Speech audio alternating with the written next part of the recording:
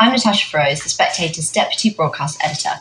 This week in the Olympics, there was a very dramatic women's boxing match between Algeria's Imane Klelif and Italy's Angela Carini. Carini lasted just 46 seconds, having been dealt a very big blow to the face by Klelif, and questions have been raised over Khalif's sex.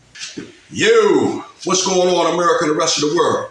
Xander J. Hobson here, comedian,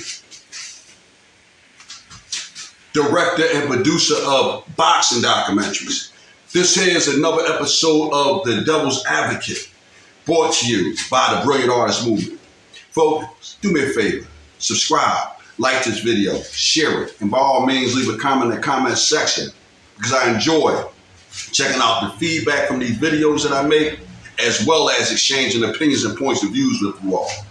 Imane Klelif, the Algerian boxer who's at the centre of it all, cried, "I am a woman," after easily winning another bout to guarantee a medal.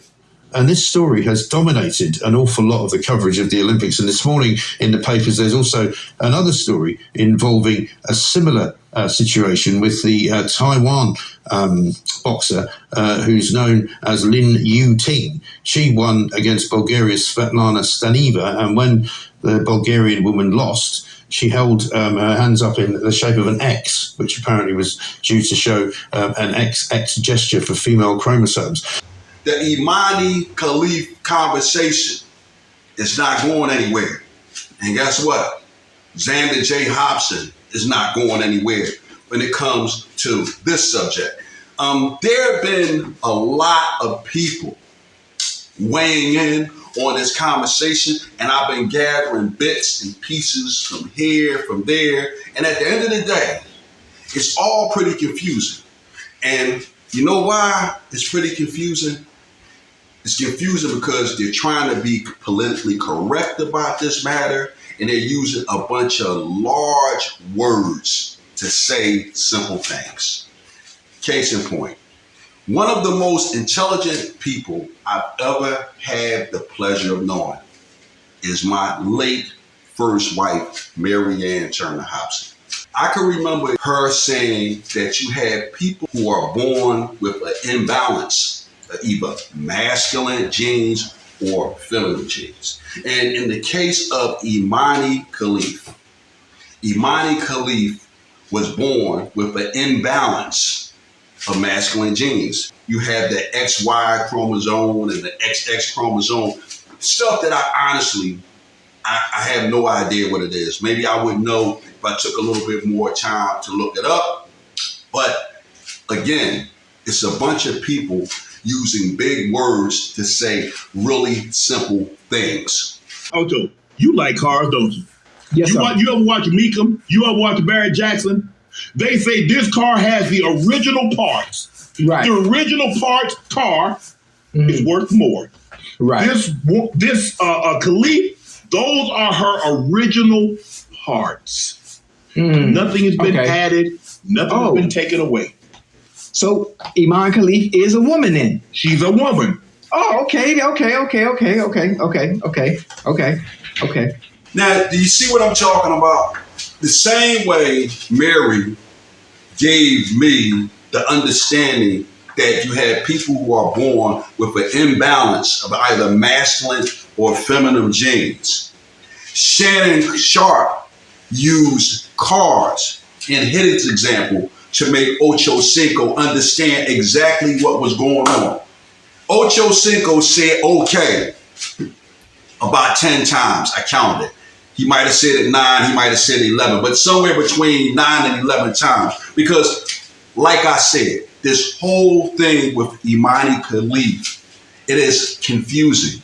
And when you hear people talking about it, it is a subject that will confuse you if you're using big words and trying to maintain political correctness. Let's find out what Mara thinks. Mara, very good morning to you.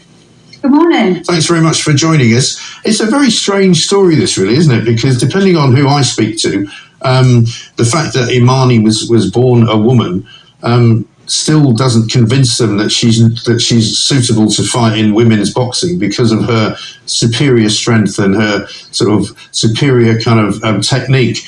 partly down to the fact that she may have been born a woman, but she has basically male chromosomes.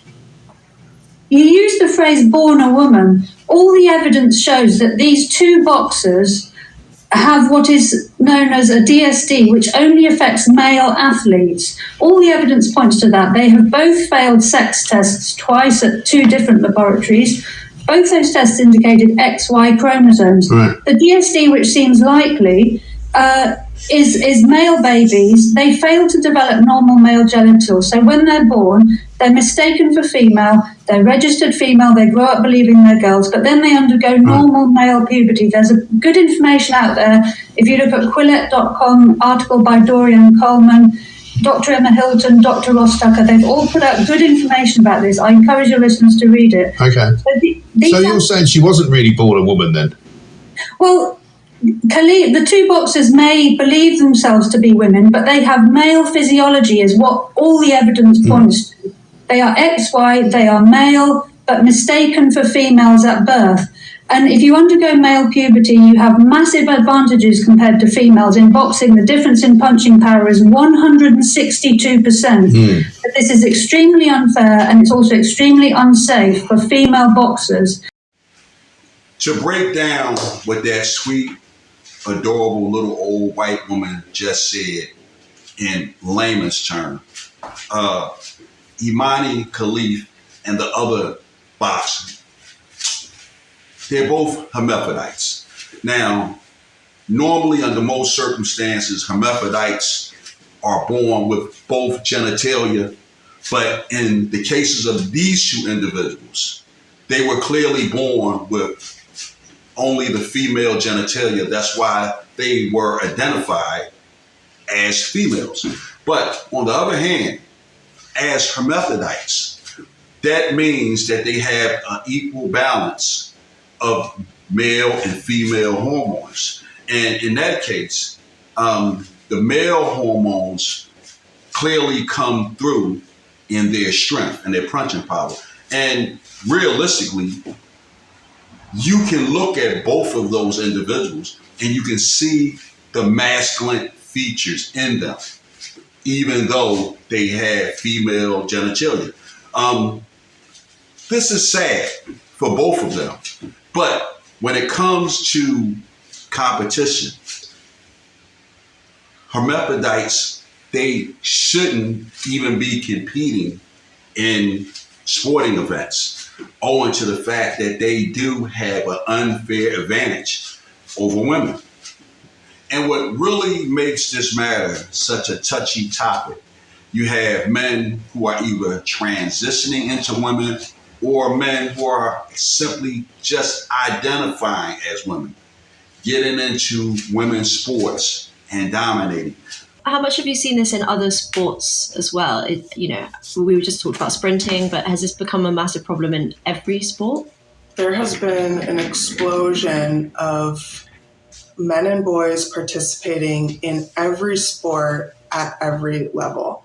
So now enter Avi Silverberg. He goes to the women's competition and he says, well, hey, even though I look like this, I identify as a woman. And he is allowed to compete in the women's competition. He then goes on to shatter Annie Andrews' record of 275 pounds on the bench press by bench pressing nearly 370 pounds, making him the current women's record holder by nearly 100 pounds. To see a woman violently punched in the head by a man for Olympic sport, to cheering crowds, I cannot understate how despicable that is.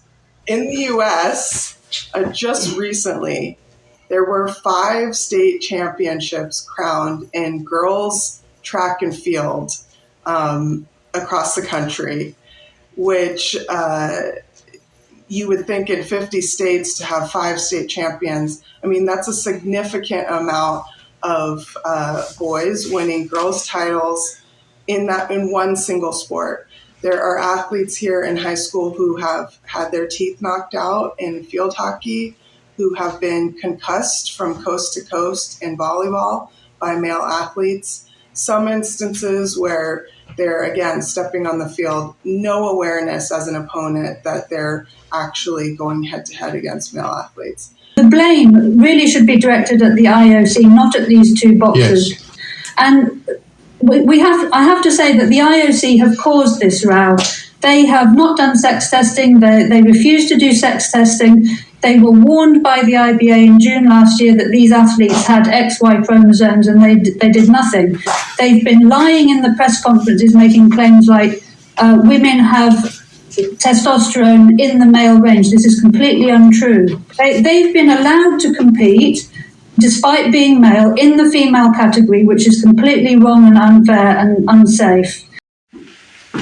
Who would have thought that we would have ever lived in a time where such madness would be condoned?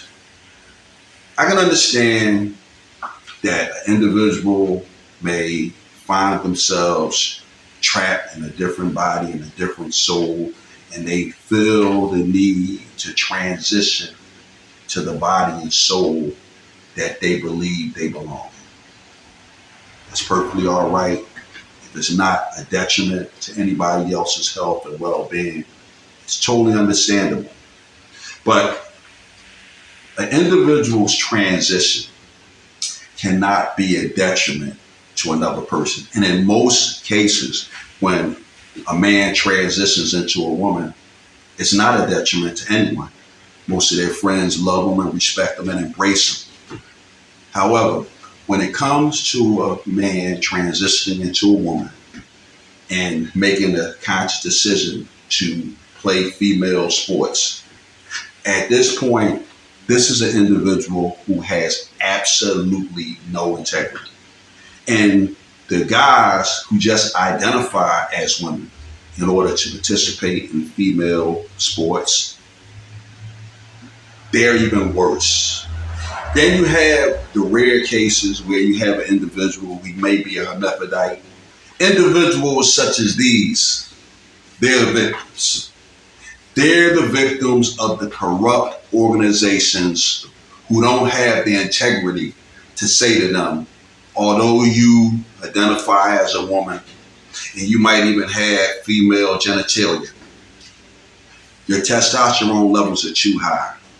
And for the safety of the female athletes that you want to compete against, we cannot allow you to participate in boxing matches or, in other cases, swim meets, track and field.